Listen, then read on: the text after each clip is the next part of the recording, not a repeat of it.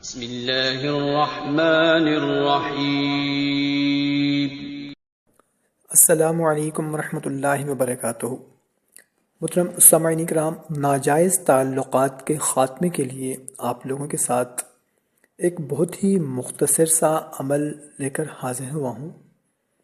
اگر کسی کے گھر کا کوئی فرد ناجائز تعلقات میں مبتلا ہو یا میاں بیوی میں سے کوئی ناجائز تعلقات میں مبتلا ہو تو اس کے لیے یہ بہت ہی مجرب پاورفل عمل ہے اور بہت ہی مختصر سا عمل ہے۔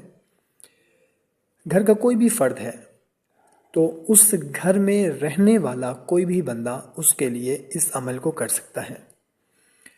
اگر آپ کو شک ہے کسی پر، گھر کے کسی فرد پر آپ کو شک ہے کہ اس کے ناجائز تعلقات ہیں کسی کے ساتھ، یا اللہ نہ کرے آپ کو کنفرم ہے کہ اس کے کسی کے ساتھ ناجائز تعلقات ہیں، تو یہ مختصر سا عمل اگر آپ کر لیں گے تو انشاءاللہ عز و جل ناجائز تعلقات بھی ختم ہو جائیں گے۔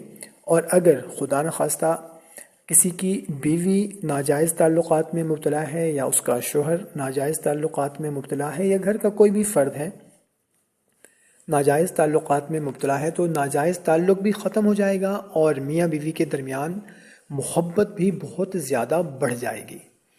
تو اس عمل کی اجازت کے لیے کومنٹ سیکشن میں یا اللہ لکھ کر آپ اس عمل کو شروع کر دیں، آپ کو اجازت ہے۔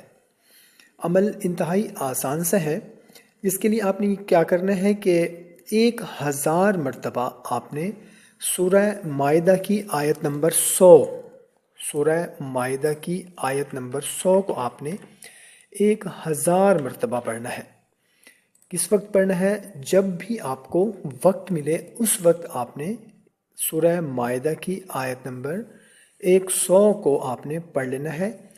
کوئی بھی خاص وقت مقرر کر لیں اور اس عمل کو آپ نے 11 دن تک مسلسل کرنا ہے اور اسی سیم وقت پر آپ نے کرنا ہے۔